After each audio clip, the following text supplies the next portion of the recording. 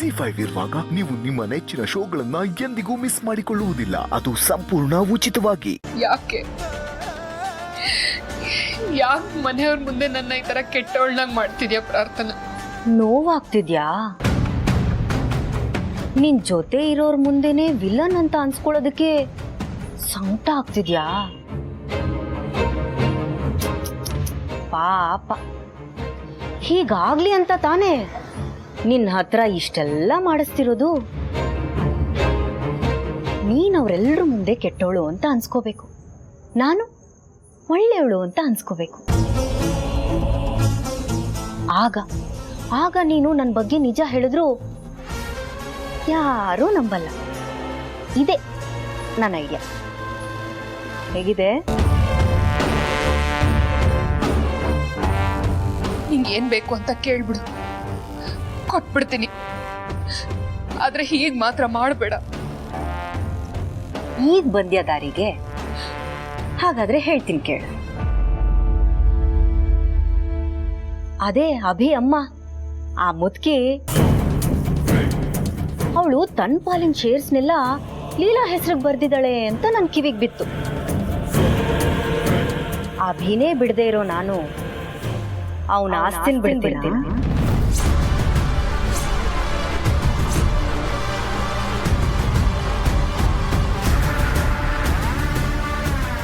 So ನನಗೆ ಅಭಿನೂ ಬೇಕು, ಅಭಿ ಆಸ್ತಿನೂ ಬೇಕು.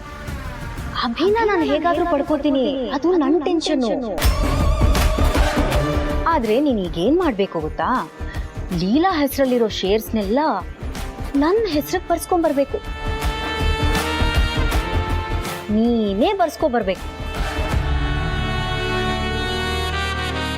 ಈಗ ಹೇಳು, ಆಗತ್ತಾ ಇಲ್ವಾ? ಪಾಪಿ, ಆಸ್ತಿ ಆಸ್ತಿ ಅಂತ ಸಾಯ್ಬೇಡ. ಸತ್ಮೇಲೆ ಅದನ್ನೇನ್ ಹೊತ್ಕೊಂಡ ಹೋಗ್ತ್ಯಾ? ಇಲ್ಲ, ಬದುಕಿರುವಾಗ್ಲೇ ಎಲ್ಲ ಅನುಭವಿಸ್ಬಿಡೋಣ ಅಂತ. ಅಭಿ ಒಂದೊಂದು ಪೈಸಾನು ನನಗ್ ಬೇಕು. ಇಲ್ಲ ಅನ್ನೋದಕ್ಕೆ ನಿನ್ನ ಹತ್ರ ಆಪ್ಷನ್ನೇ ಇಲ್ಲ ಬೇಬಿ. ಬರ್ಸ್ಕೊಡು. ಕ್ಯೂಟ್ ಗರ್.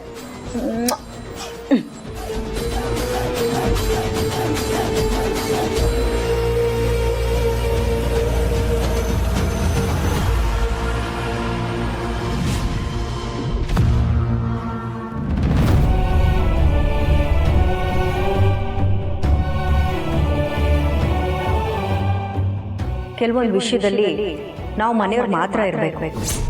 ಅದನ್ನ ಕೆಲವರು ಅರ್ಥ ಮಾಡ್ಕೋಬೇಕು ಅಂತ ಅನ್ಕೊಳ್ತೀವಿ. ಯಾವಾಗ್ಲೂ ನನ್ನ ಅಭಿ ಮಧ್ಯೆ ಯಾರಾದ್ರೂ ಬರ್ತಾನೆ ಇರ್ತಾರೆ.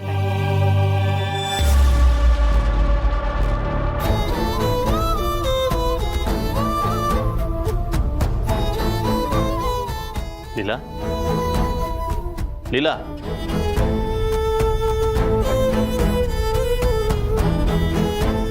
ಯಾವಾಗ ಬಂದ್ರಿ ರೀ? ಒಂದು ಪುಟ್ಟು ಜೀವ ಕಣ್ಣೀರು ಹಾಕ್ತಾ ಇತ್ತು. ಅದು ಬೇರೆ ಯಾರಿಗೂ ಕಾಣಿಸ್ಬಾರ್ದು ಅಂತ ಕಣ್ಣೀರು ಒರೆಸ್ಕೊಂಡು ಮುಂದೆ ಬಂದು ನಿಂತ್ಕೊಂಡು ಸ್ಮೈಲ್ ಮಾಡ್ತಾ ಇದೆ.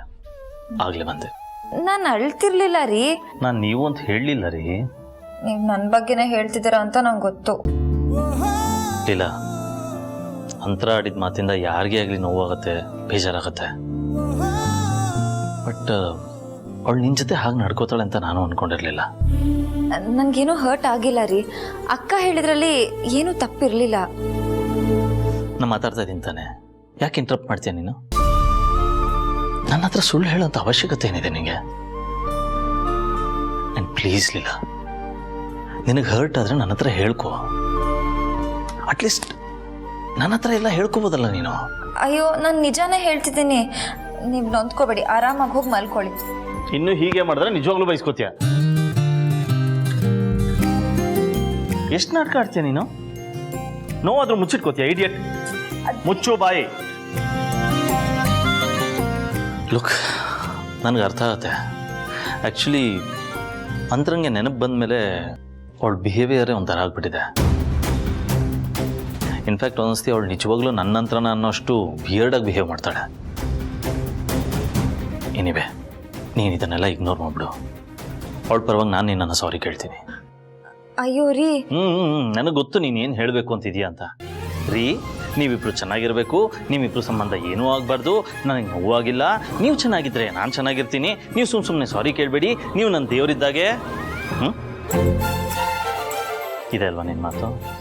ಇಲ್ಲಪ್ಪ, ನಾನು ತುಂಬ ಸ್ಮೂತಾಗಿ ಹೇಳ್ತಿದ್ದೆ, ನೀವು ತುಂಬ ವರ್ಟಾಗಿ ಹೇಳಿದ್ರಿ. ನೀನು ಯಾವಾಗ ಹೇಗೆ ರಿಯಾಕ್ಟ್ ಮಾಡ್ತೀಯಾ, ಹೇಗಿರ್ತೀಯ, ನನಗೆ ಪ್ರತಿಯೊಂದು ಗೊತ್ತಾಗತ್ತೆ.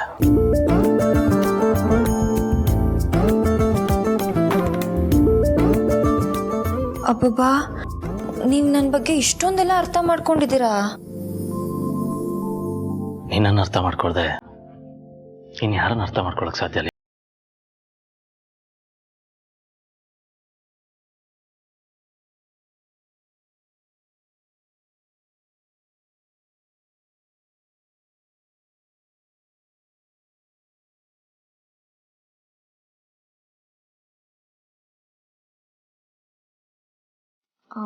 ಹೋಗ್ಲಿ ಬಿಡಿ, ನಂಗೆ ಯಾವ ಬೇಜಾರು ಇಲ್ಲ. ಇದೆ, ಈ ಗುಣನೇ ನನ್ನನ್ನು ಇಂಪ್ರೆಸ್ ಮಾಡೋದು. ನೀನು ಎಷ್ಟೇ ದೊಡ್ಡವಳಾದರೂ ನಿನ್ನಲ್ಲಿ ಒಂದು ಮಗು ಅಂತ ಮನಸ್ಸು ಜೀವಂತವಾಗಿದೆ. ಆ ಜೀವಂತಿಕೆನೆ ನಿನಗೆ ಯಾವಾಗಲೂ ಒಳ್ಳೇದು ಮಾಡೋದು. ನನ್ನ ಮಗು ಅಲ್ಲ. ನಾನು ಹಾಗೆ ಹೇಳಲಿಲ್ಲ, ಮಗು ಮನಸ್ಸು ಅಂತ ಹೇಳಿದ್ದು. ಹಾಗಾದ್ರೆ ನನ್ನ ಮಗು ಅಲ್ವಾ? ಹಾಗೆ ಹೇಳಿದ್ರೆ ಹೀಗೆ ಹೇಳ್ತೀಯ, ಹೀಗೆ ಹೇಳಿದ್ರೆ ಹಾಗೆ ಹೇಳ್ತಿಲ್ಲ. ನಾವು ಹೆಣ್ಮಕ್ಳೇ ಹಾಗೆ, ನಮ್ಗೆ ಹೇಗೆ ಬೇಕೋ ಹಾಗಿರ್ತೀವಿ. ನನ್ನ ನಗುವಲ್ಲಿ ನಿಮಗೆ ಸಮಾಧಾನ ಇದೆಯಾ? ಸಮಾಧಾನ ಮಾತ್ರ ಅಲ್ಲ, ನೆಮ್ಮದಿ.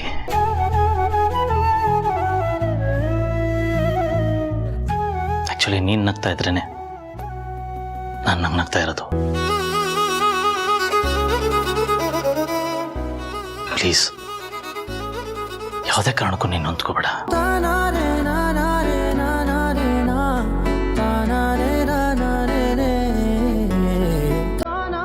ಸರಿ ರೀ.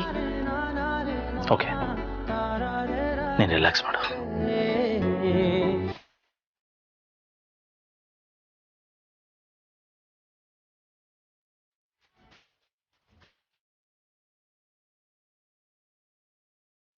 Leela, good night.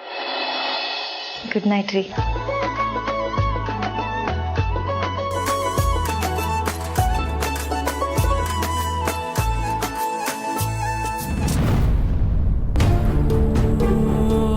ನೀವು ನನ್ನ ಎಷ್ಟು ಚೆನ್ನಾಗಿ ಅರ್ಥ ಮಾಡ್ಕೊಂಡಿದ್ದೀರಾ. ಆದರೆ ನಿಮ್ಮ ಮನಸ್ಸಲ್ಲಿ ಗಿಲ್ಟ್ ಕಾಡ್ತಿರೋದು ನನಗೆ ಗೊತ್ತೇ ಆಗಲಿಲ್ಲ. ಇನ್ಮೇಲಿಂದ ಆ ಥರ ಆಗಲ್ಲ. ನಿಮ್ಮ ಮನಸ್ಸಲ್ಲಿ ಗಿಲ್ಟ್ ಇರಬಾರ್ದು. ಅದಕ್ಕೇನು ಮಾಡಬೇಕು ಅಂತ ನಂಗೆ ಚೆನ್ನಾಗಿ ಗೊತ್ತು.